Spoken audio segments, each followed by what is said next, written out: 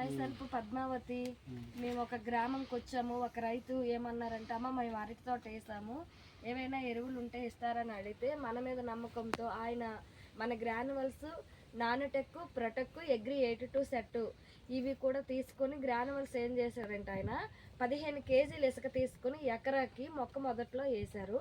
Next ఏమో ప్రొటెక్, nanotech, agri 82 bottle కూడా ఫ్రేయింగ్ చేశారు. ఈ చేయడం వల్ల చూడండి గెల అయితే ఎలా వేసింది ఒకసారి.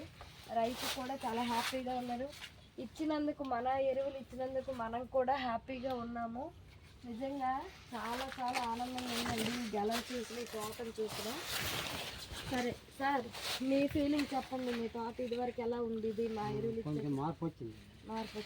మీరు ఇప్పుడు ఎవరికైనా 10 మందికి చెప్పొచ్చండి. ఎలా అనిపించిందండి మీకు వేసాక? ఇప్పుడు మన ఎరువులు వేసాక ఎలా అనిపించింది మీకు? కొంచెం మార్పు వచ్చింది అంటాను. అదే గెల సైజ్ అయితే మాత్రం బాగానే ఉంది కదా. అయితే మీరు ఎవరు పక్క తోటను చూసే కదండి మీరు వేసారు, అది ఎలా రిజల్ట్ వచ్చింది మీరు చెప్పగలరా? శివాజీ వాళ్ళ తోట చూసారు కదా, అవి అరటి గెలలు ఎంత వేసాయి? పెద్ద వేసాయా, చిన్న వేసాయా? పెద్ద వేసాయా? వాళ్ళు చూసే కదా మీరు తీసుకున్నారు. ఇదండి, ఇలా అయితే మాత్రం ఇక్కడ రైతులందరూ కూడా మేము స్టార్టింగ్ 1 ఎకరాకి ఇచ్చాము, ఆ ఎకరాల్లో రిజల్ట్ చూశారు.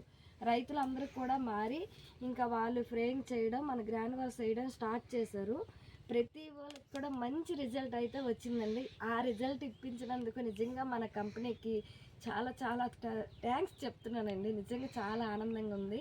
రైతు బాగుంటేనే మనం బాగుంటామనే విషయం అయితే మాత్రం మనం తెలుసుకోవాలి. చూడండి గెలలు అయితే